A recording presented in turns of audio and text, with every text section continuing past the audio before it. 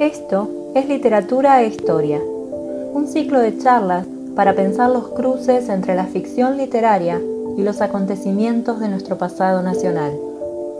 Son 4 encuentros en los que vamos a compartir la lectura de 4 obras escritas por 4 autores que escriben sobre 4 temas históricos relevantes para el presente.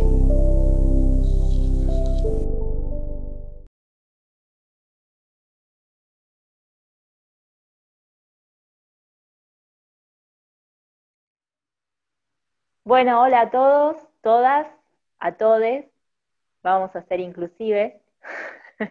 y abrimos hoy una nueva fecha para discutir y para conversar, reflexionar sobre autores de la literatura argentina. En este caso, nuestra selección convoca varones, un poco a contrapelo de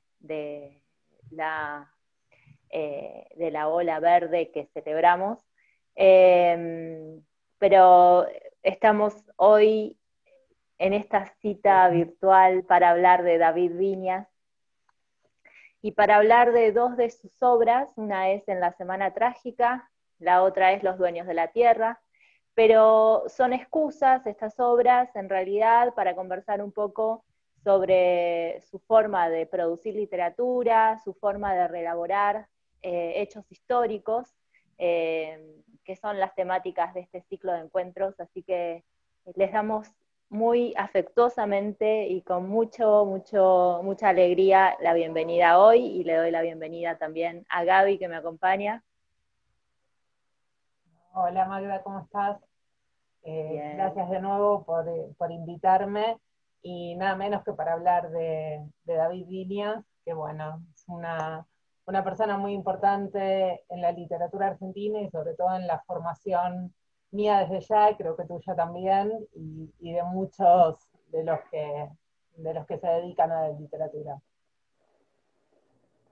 Sí, yo creo que es una de las grandes figuras literarias eh, de, de nuestro tiempo, con la que tuvimos la suerte de poder conversar, de poder leer, porque para él leer y la literatura era leer la ciudad, leer el contexto.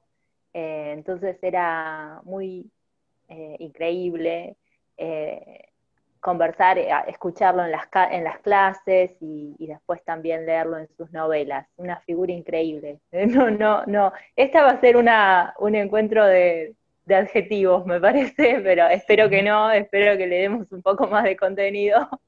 Pero en esto también supongo que coincidimos, eh, nos va a involucrar mucho la emoción, ¿no? Esta dimensión de la Definitivamente. experiencia.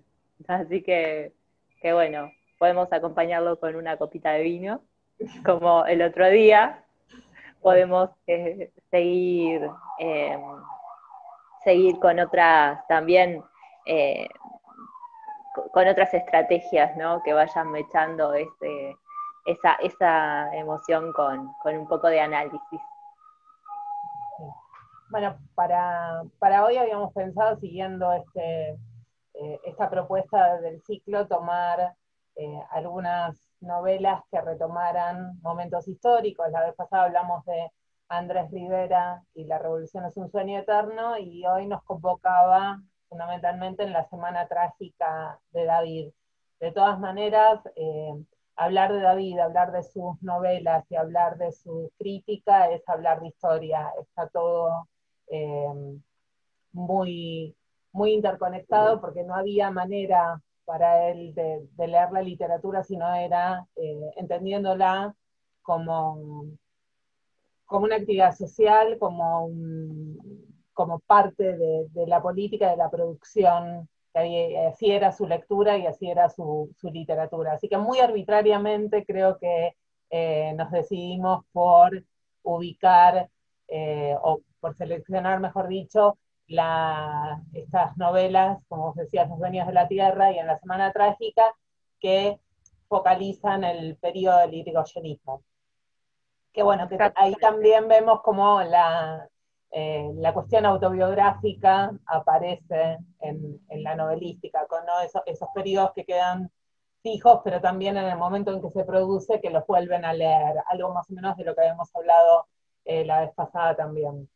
Sí, en ese sentido también es interesante tal vez señalar, ¿no? En este momento que, como vimos el texto de la semana perdón, del encuentro pasado, estaba escrito y se notaba, digamos, una especie de discursividad de una época más vinculada con los fines de los 80, los principios de los 90, ¿no?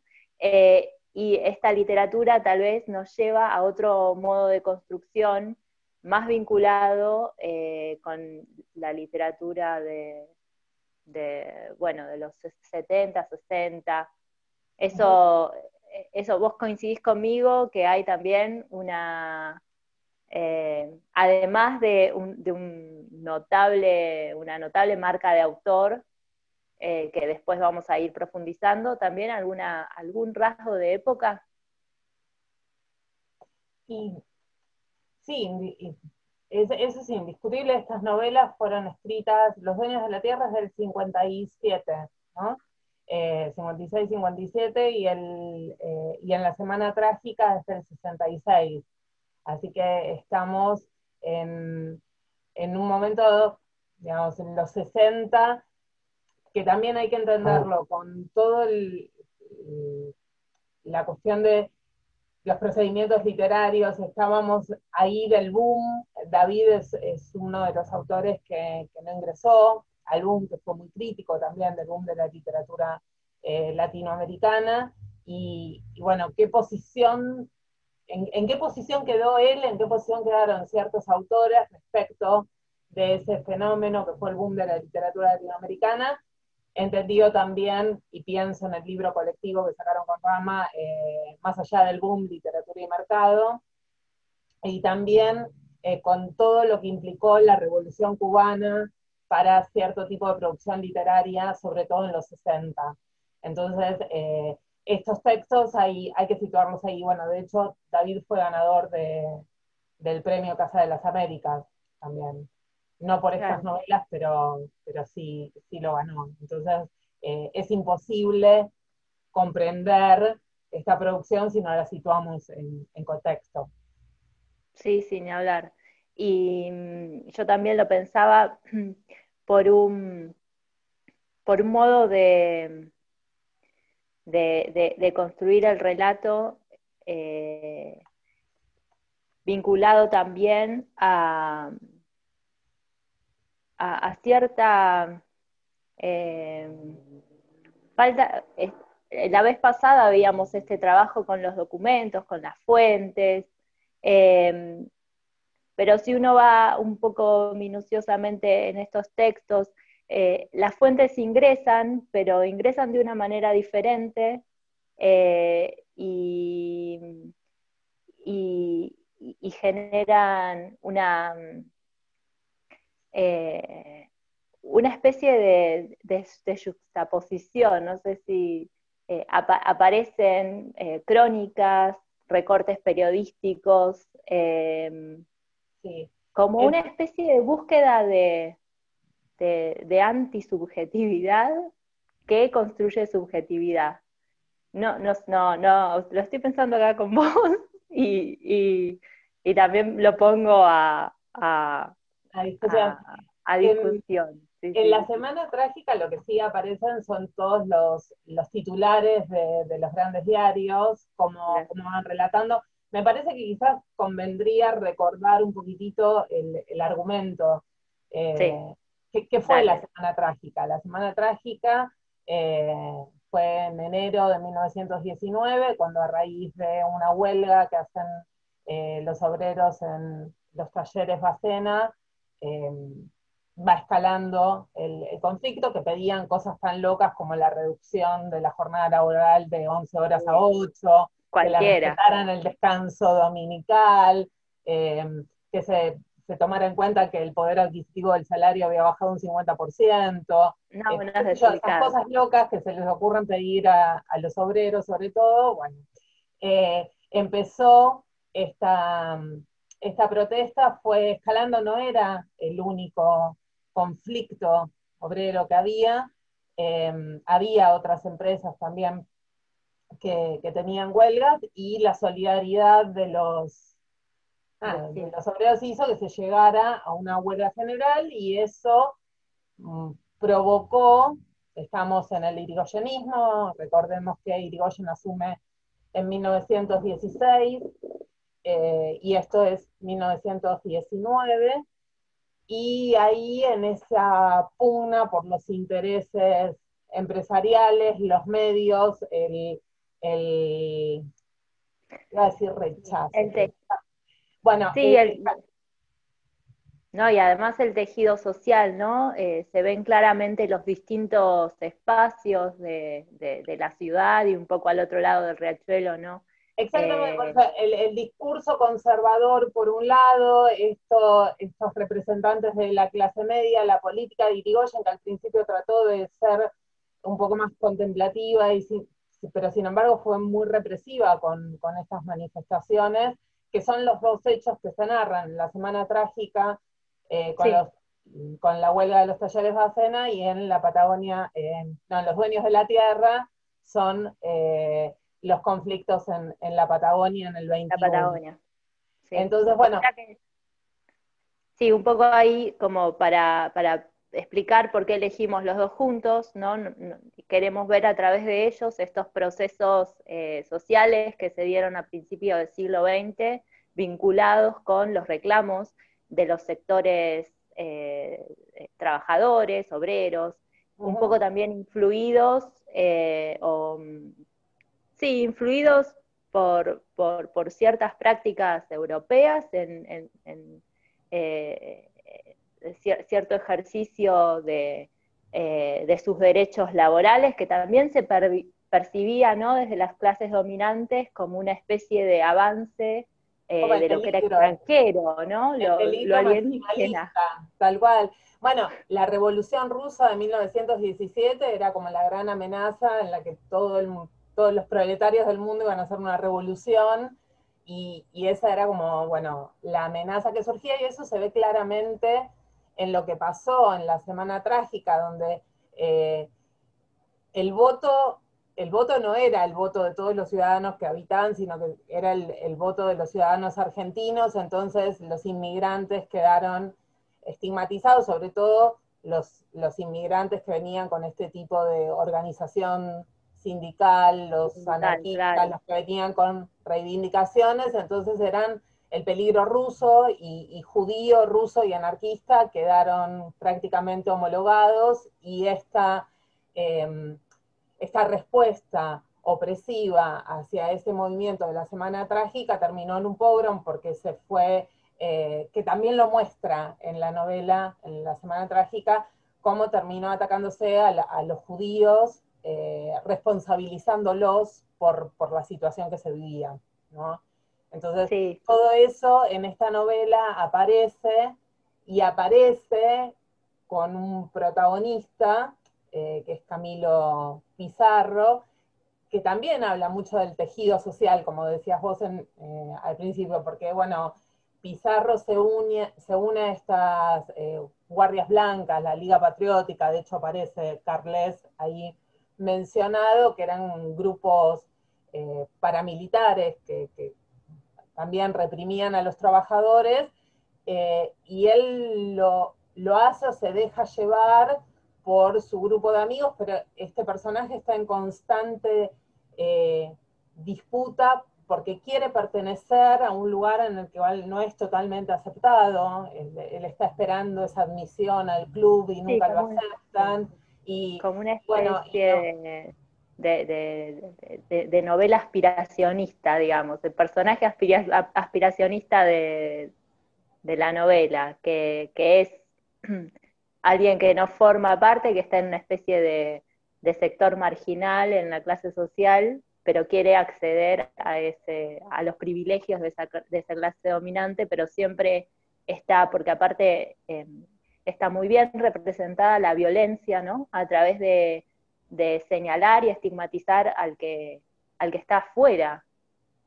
hay que estar fuera totalmente. Ese, Y, esa es, y en esta novela corta de David, que es la novela trágica, aparece, de hecho la novela abre la primera frase, acá tengo ahí, la primera edición, a Camilo le entusiasmaban los militares, ¿no? Es sí, la frase que abre, y ahí nos enteramos de cuál fue la formación con los curas sí, eh, que tuvo, y cómo él siempre quiso pertenecer, y por un lado se narran todos los sucesos de la Semana Trágica, cómo van avanzando en las calles, cómo se va reprimiendo la calle, es lo que dicen los diarios, y por otro lado todas las tensiones que tiene este personaje, que tiene una novia, pero que también va a un burdel, y tiene a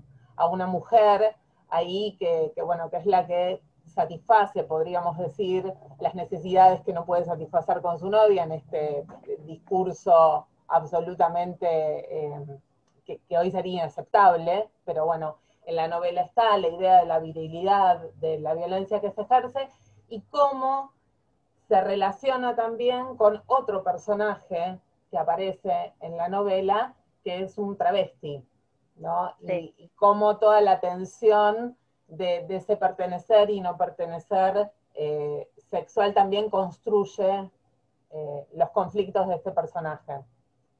Sí, Que, sí, yo incluso cuando leía esto, ay, perdón que te interrumpí, no, terminar la dale. idea y, no, no, dale, terminar no sé qué, yo me acuerdo de lo que iba a decir.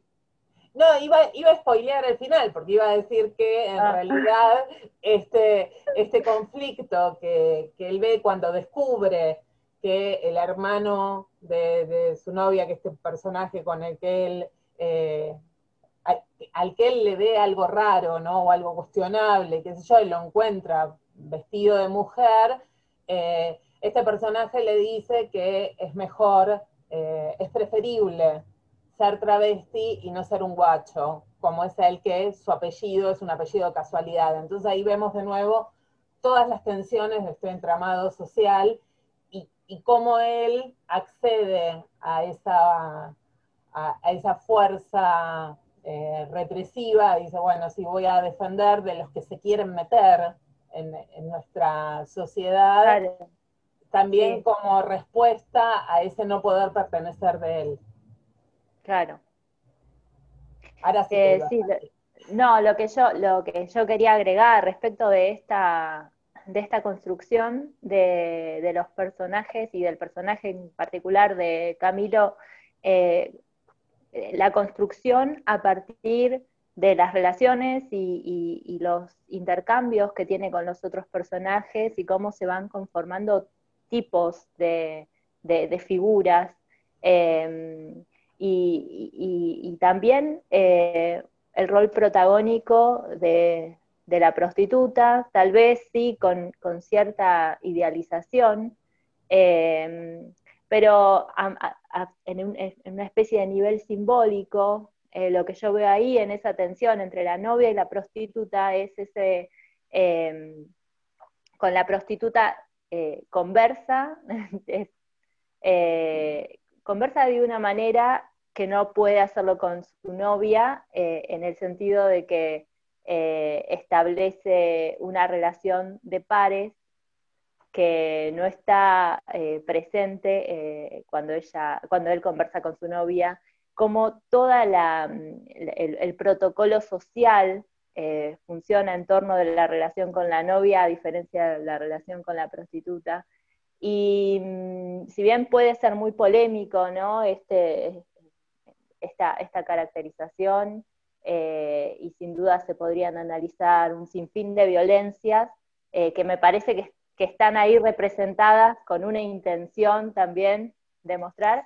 Es interesante el lugar de la prostituta, que tiene que ver con lo que decías, con la figura del travesti, en el sentido de prefiero ser travesti, ser prostituta, a someterme a las leyes de esta sociedad que para estar in tengo que ser de una manera como también los costos de pertenecer, ¿no? Y de ser socialmente aceptable y ser como, hay una palabra que no me va a salir ahora, pero no importa, sigamos adelante. En realidad Cuando me salga, quizás la decís vos. Son los precios que se tienen que pagar para pertenecer, pero que se sabe que nunca se va a pertenecer del todo, ¿no? Entonces ahí también aparece eso muy, muy presente. Eh, este texto que es del 66, y recordemos que en 1964 aparece la primera edición de Literatura Argentina y Realidad Política, como se llamaba en ese momento, que después pasó a ser Literatura Argentina y Política, y ahí traigo esto porque el trabajo de David como crítico y como lector de la literatura argentina no se puede separar de su propia producción. Sí. ¿No? Y ahí es cuando él establece esta tesis repetida y retomada hasta el hartazgo de que la literatura argentina comienza con una violación y que la violencia, ¿no? Es como un eje, y eso lo lleva a Piglia a decir que se podrían leer todos los libros de Viñas como un gran texto único, en el que se investigan los momentos claves en los que la violencia de las clases dominantes y la dominación oligárquica se cristalizan, ¿no? Entonces, eso que él plantea para leer la literatura argentina también aparece en su producción literaria. Y esto, que aparece este personaje que nada, que es un paria, que no viene de una familia, ni siquiera puede traicionar a su clase porque termina defendiendo los intereses de una clase que tampoco lo acepta, ¿no? Y ahí, si no hay violencia, tenemos un montón para ver cómo es esa violencia que se ejerce desde esas mismas clases dominantes. Sí, sí.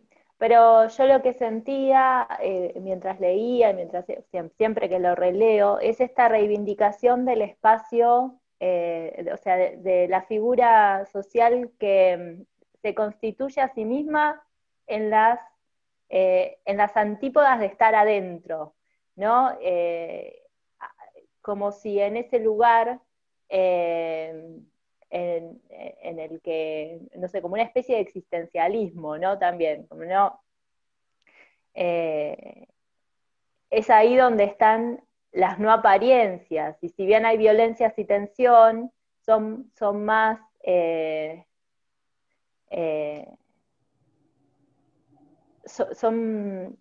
están como dotadas de cualidades vinculadas con la solidaridad, no sé, me viene otra vez, ¿no? Esto de las putas en la otra novela que no están dispuestas o rechazan a los, bueno, que de hecho es una historia, esa parte de la novela está basada, según lo que leí, en un hecho que ocurrió.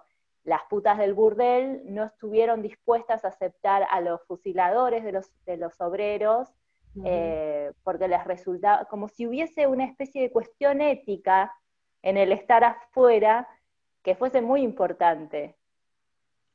Que eso sí, porque ahí es donde se ponen como a prueba cuáles son los valores que realmente vale la pena defender, digamos.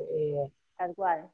¿Qué es lo que defiendo? Si para ser aceptado tengo que asesinar, como es en el caso de Camilo Pizarro, el que termina asesinando a un par de judíos, ¿no? Que esta novela también, digo, hay que pensarla todas, pero esta en particular está escrita en el 66, que es el año de otro golpe militar, que cuando, bueno, derrocan a Ilía y queda Onganía, y tenemos el final de Irigoyen, que fue el primer golpe. Entonces, bueno, tenemos los ecos de la Revolución Rusa en un lado, pero los ecos de la Revolución Cubana en el momento de producción. Entonces, sí. ahí, y bueno, ¿qué pasa? Estos conflictos éticos, ¿no? Donde se ubica uno también en los 60, donde se ubicaban los intelectuales, y me parece que que eso también aparece, problematizado y aparece en Los dueños de la tierra también, que dónde se ubica uno, cómo piensa uno, no solamente en sus novelas, en el caso de David. Sí, sí, sí, sí.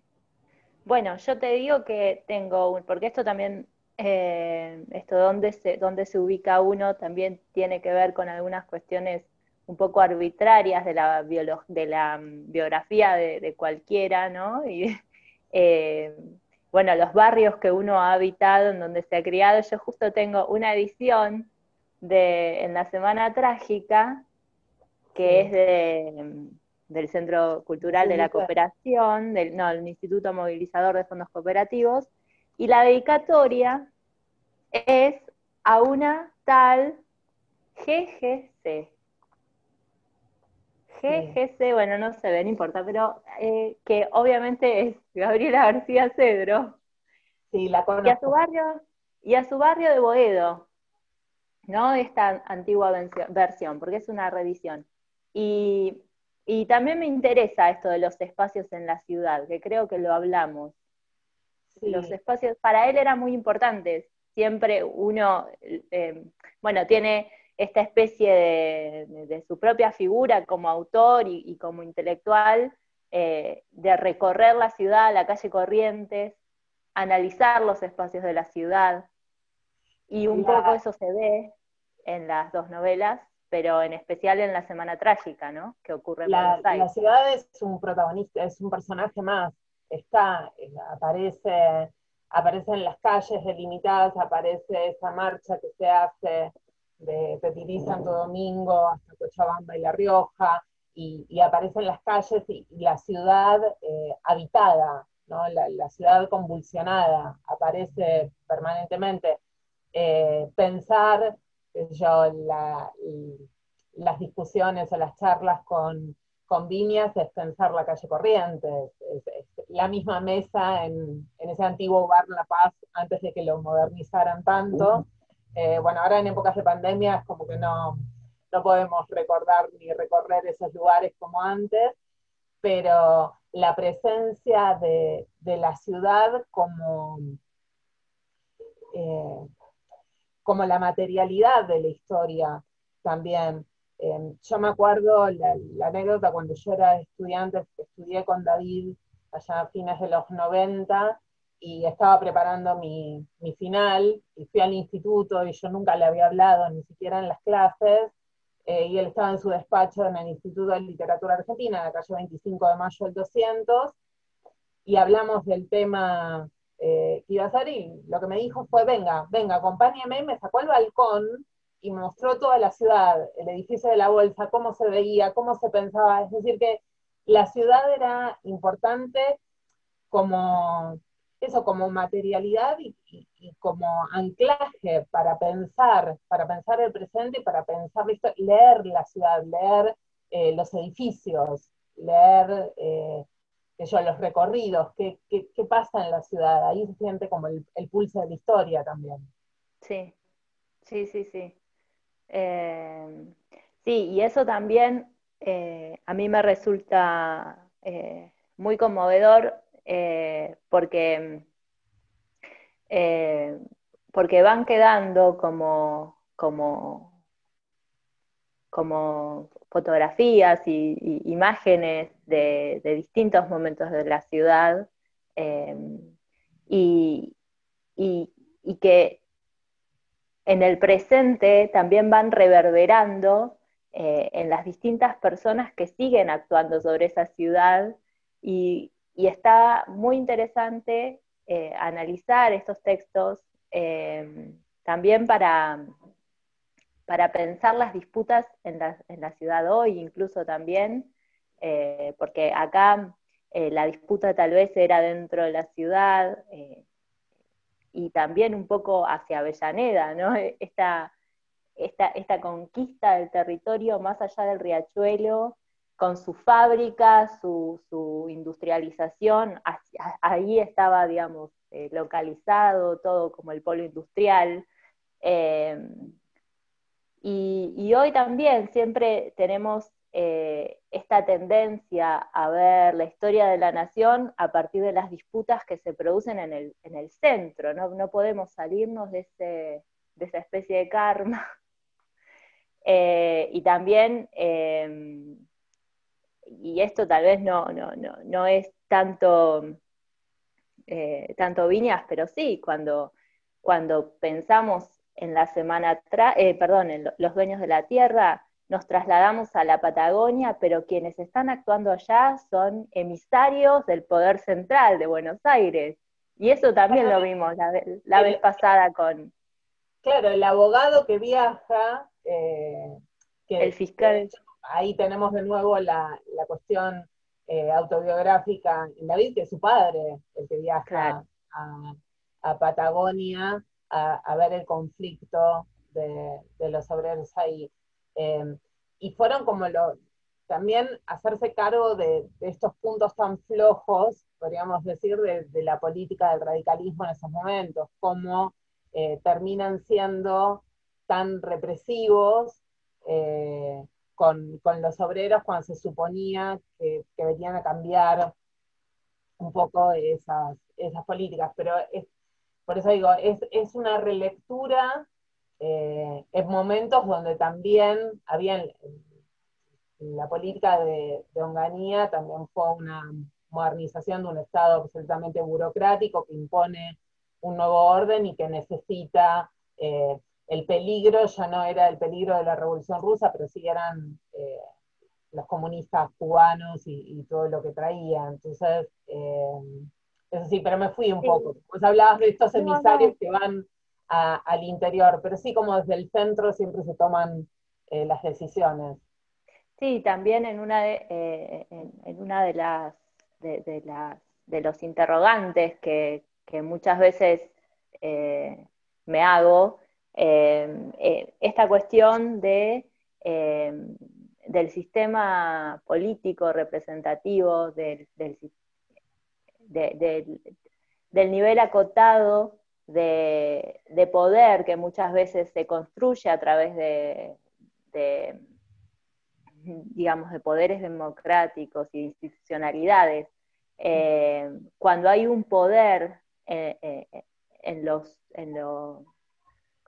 como en el debajo, que tiene tanta mayor incidencia a través de otras fuerzas que no están transparentadas, digamos, que están fuera de la institucionalidad pero ejercen poder en el sistema político. Lo pienso tal vez en esto que decís de lo que vino a hacer el irigoyenismo, pero no logró hacer del todo, terminó reprimiendo, pero porque hubo sectores dentro de la misma sociedad que exigieron esa represión y que no iban a dar lugar a que no hubiese otra cosa que represión. Entonces, hay como una especie de juego de responsabilidades que me cuesta un poco sostener, ¿no? Porque uno... Claro.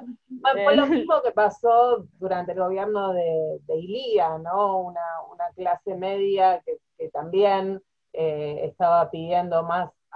decimos todas estas cosas y tienen tantas resonancias actuales, ¿no? Pero más orden en las calles. Sí, no, yo no lo quiero mencionar de manera explícita, pero sin duda que lo tienen. Pero es así.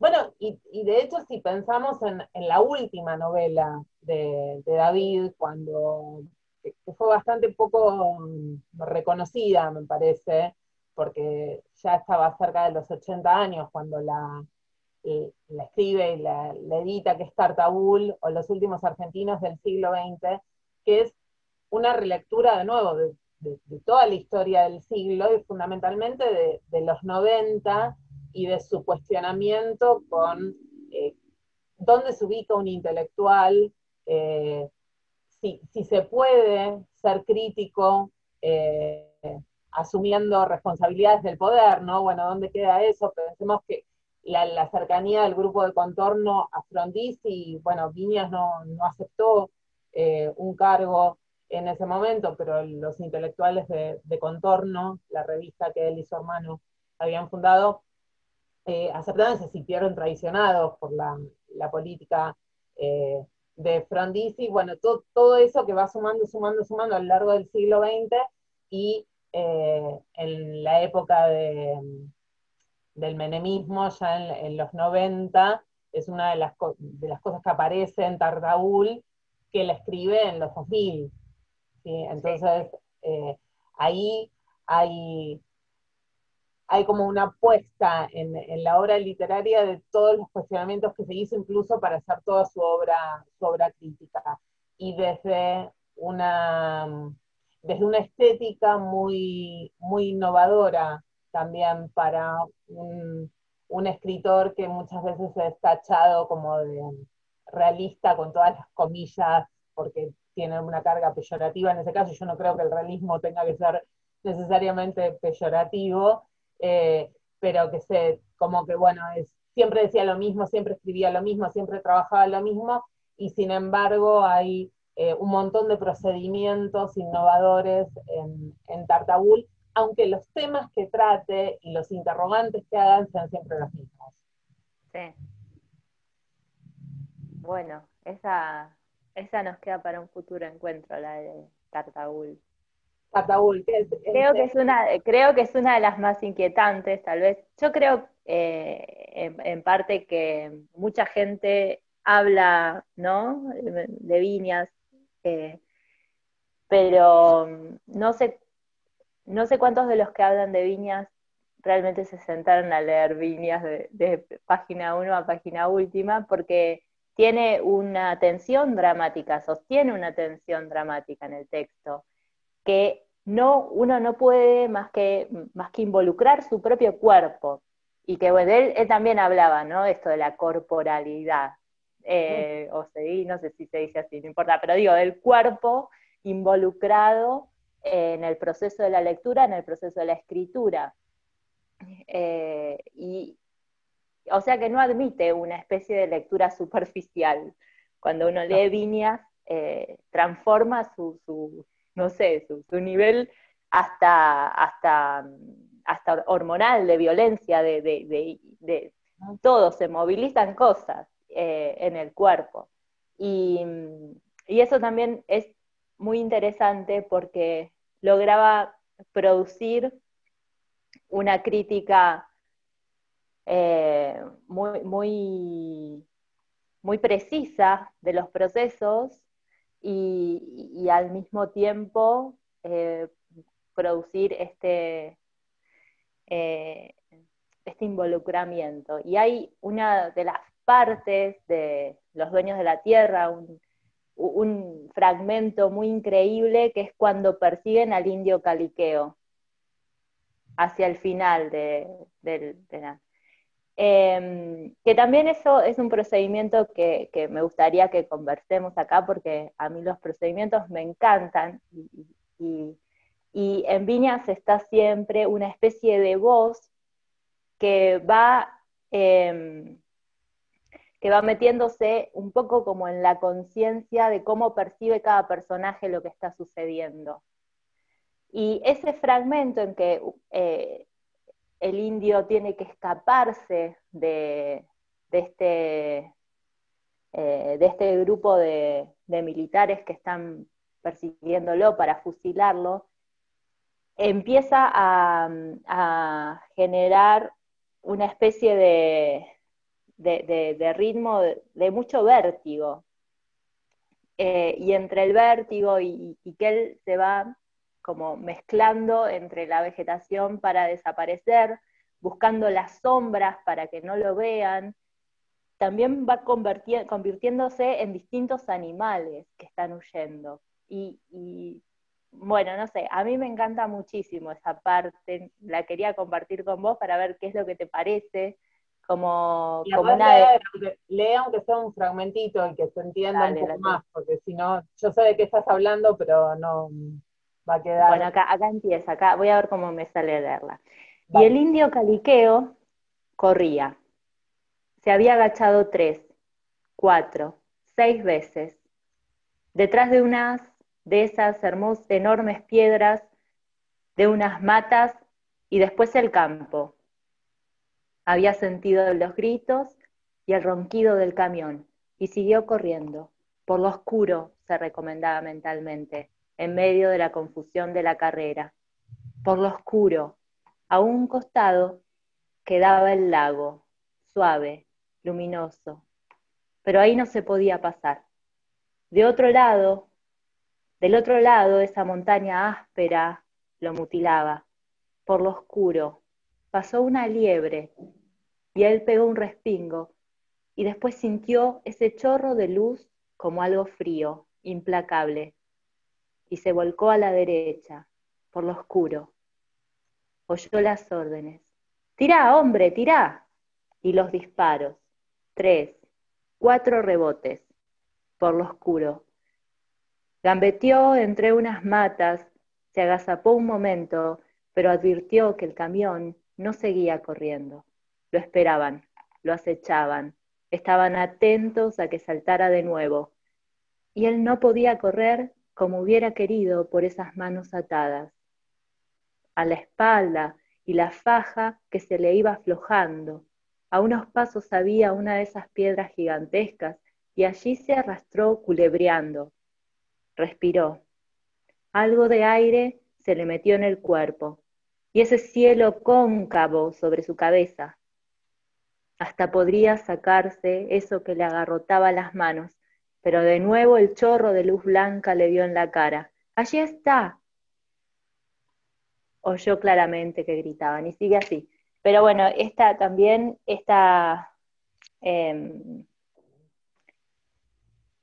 esta tensión dramática que construye, esta incorporación del símbolo de lo oscuro como lugar de salvación, ¿no? Esta inversión. Y además, claro, y la repetición por lo oscuro, y lo que decías vos y lo que también recorrió esta charla, toda la cuestión del cuerpo, usa los adjetivos, pero cuando habla de Caliqueo corriendo, usa un montón de verbos que remiten al cuerpo: agacharse, los gritos, los ronquidos, correr, dar un respingo, gambetear, agazaparse, arrastrar, culebrear. Lo fui anotando a medida que leías, ¿no? Pero bueno, eh, No, y este procedimiento de querer encandilarlo con una luz, y que la luz fuese como tan violenta como una bala, como un disparo. Claro, lo que decías vos es de inversión. En lo oscuro está la salvación, y la luz es lo que delata el lugar y hace posible la captura, tal cual. Pero Y bueno, bueno, y sin dudas que este fragmento también me resulta tan, eh, o sea, con tanta vigencia, ¿no? Con la persecución también en la Patagonia, en las comunidades mapuches, o sea, es muy actual. Sin embargo, uno si lo lee desprevenido dice, oh, qué horror, qué bestialidad. Eso también genera la literatura y es muy curioso. y bueno, pero eso también era lo que hablábamos en el encuentro anterior, de cómo podemos leer esos hechos que sucedieron hace un montón y los leemos desde un determinado momento, pero a la vez se reactualizan, y al reactualizarse adquieren otra significación.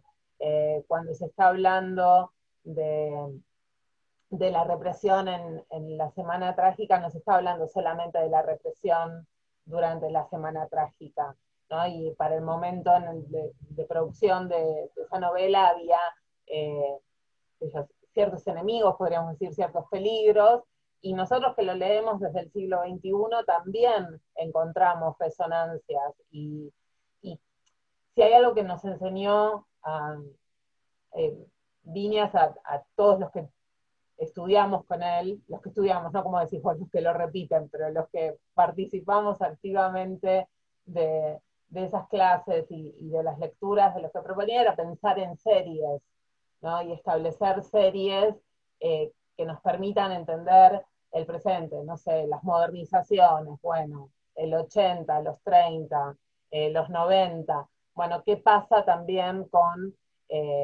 lo que pasó en Los Dueños de la Tierra? Que trazamos una línea y hay un libro de crítica de él, que para mí es uno de los mejores ensayos, que es Indios, Ejército y Frontera, que lo escribe en el exilio en 1979, a 100 años de la conquista del desierto, ya que hablamos de ocupación de tierras y de las comunidades de los pueblos originarios, y la tesis de ese ensayo es eh, nuestros indios son los primeros desaparecidos, ¿no? Así. Entonces, cómo la relectura de la historia y la actualización en el presente y el tratar de entender todo. Por eso yo también decía que Tartabul es un intento de entender un montón de cosas desde una novela, en este caso. Ya dije un Bueno, montón, así que... sí, sí, sí, sí. Eh, bueno, la verdad que no sé si más que recomendar que lean los libros, si te quedó algo en tus notas para compartir. Hay un montón de otras cosas que yo Hay tengo un acá en las montón de notas. otras cosas.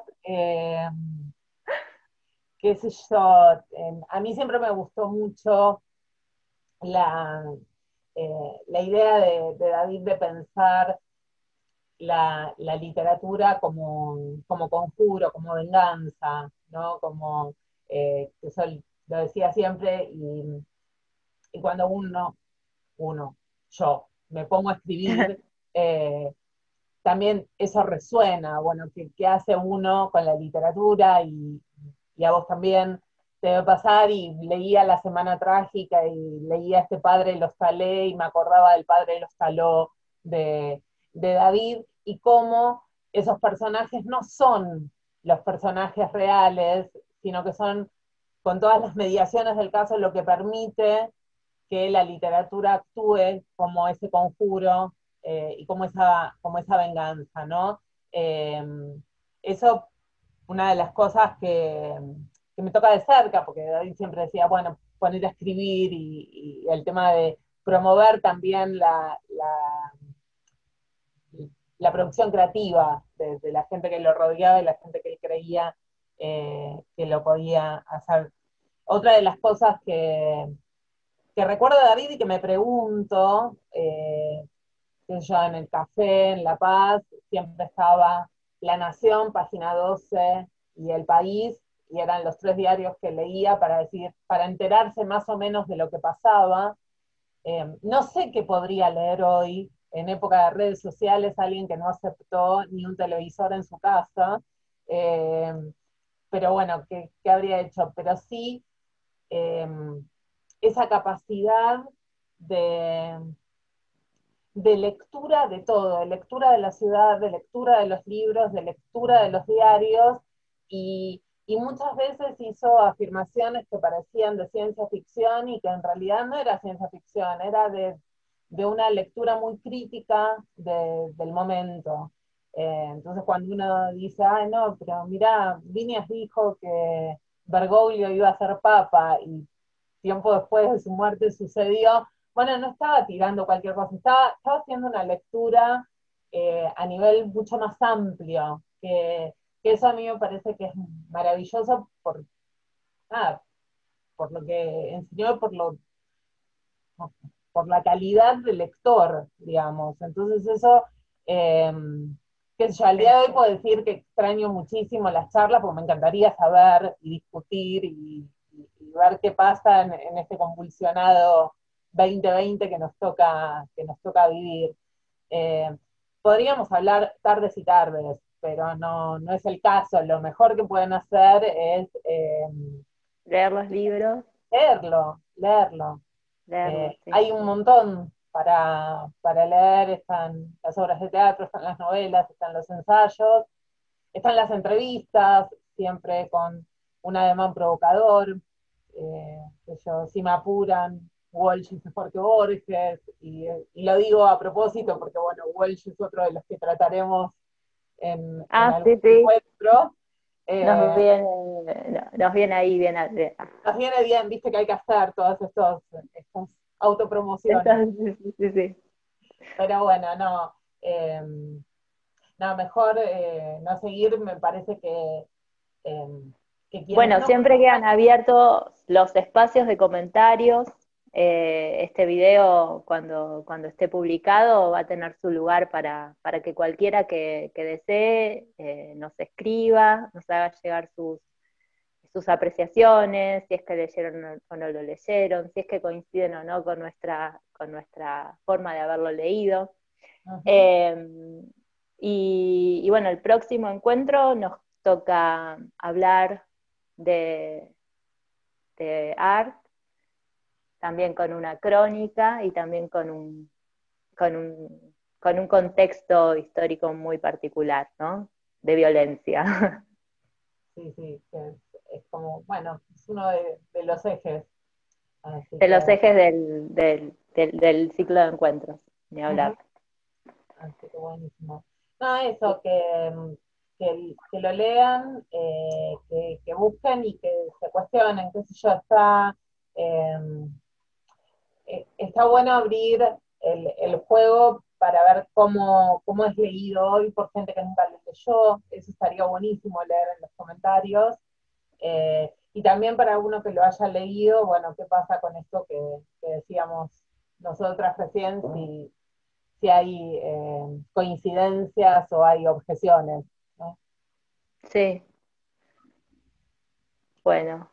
Bueno, gracias Gaby por esta muy, muy grata conversación. Me encantan estos encuentros, los disfruto un montón. Y, y bueno, seguimos avanzando, nos vemos la próxima. Dale, yo también te agradezco mucho a vos y a la gente del Centro Cultural.